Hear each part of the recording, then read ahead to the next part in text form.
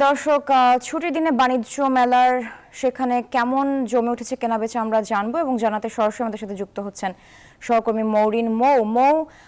এর আগের সংবাদে আপনার সাথে যখন যুক্ত হয়েছিলাম আপনি বিকেলের দিকে তখন বলেছিলেন যে বাণিজ্য মেলা ছুটির দিনে বেশ মানুষের ভিড় দেখতে পাচ্ছেন। তো এখন তো সন্ধ্যা, এই সময় ভিড় কি আরো বেড়েছে নাকি কমেছে আমাদের জানাবেন, এবং বেচাকেনা কেমন জমে উঠেছে সেটিও জানাবেন।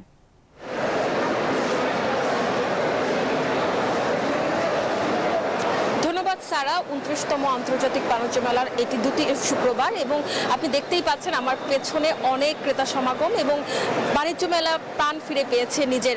আসলে ক্রেতামুখর বাণিজ্য মেলা প্রাঙ্গণ, যদিও সন্ধ্যা হয়ে আসছে, বাণিজ্য মেলার মূল ফটক বন্ধ হয়ে যাবে রাত 10টায়। তাই হচ্ছে বিকেল থেকে ক্রেতা সমাগম বাড়লেও এখন সবাই আসলে কিছু না কিছু কিনে গন্তব্যে ফিরে যাচ্ছেন এবং শুক্রবার দিনটায় আসলে বেচা বিক্রি এতটাই ভালো হয়েছে, বিক্রেতাদের সাথে কথা বলে জানা গেছে অন্যান্য দিনের থেকে, গত 9 দিনের থেকে এবারের ক্রেতা সমাগম কিন্তু চোখে পড়ার মতো।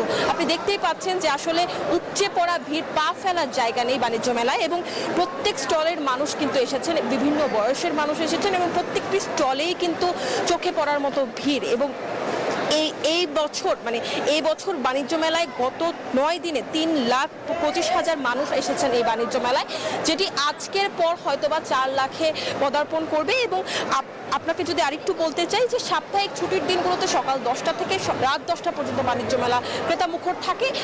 এর মধ্যেই কিন্তু ক্রেতা আসছেন, যাচ্ছেন এবং বিভিন্ন জিনিসপত্র কিনে নিয়ে যাচ্ছেন। এবং গত বছর নির্বাচনের কারণে 20 দিন পিছিয়ে মেলা শুরু হওয়ার কারণে ব্যবসায়ী যে ভাটা পড়েছিল, এই বছর তা পড়বে না বলে মন্তব্য করছেন বিক্রেতারা। এবং এছাড়াও যে যারা টিকিট কাটছেন, এই বছর প্রথম অনলাইনে টিকিট কাটার ব্যবস্থা করা হয়েছে এবং 70% মানুষই কিন্তু অনলাইনে টিকিট কেটেছেন। সারা, এই ছিল এখান থেকে সর্বশেষ।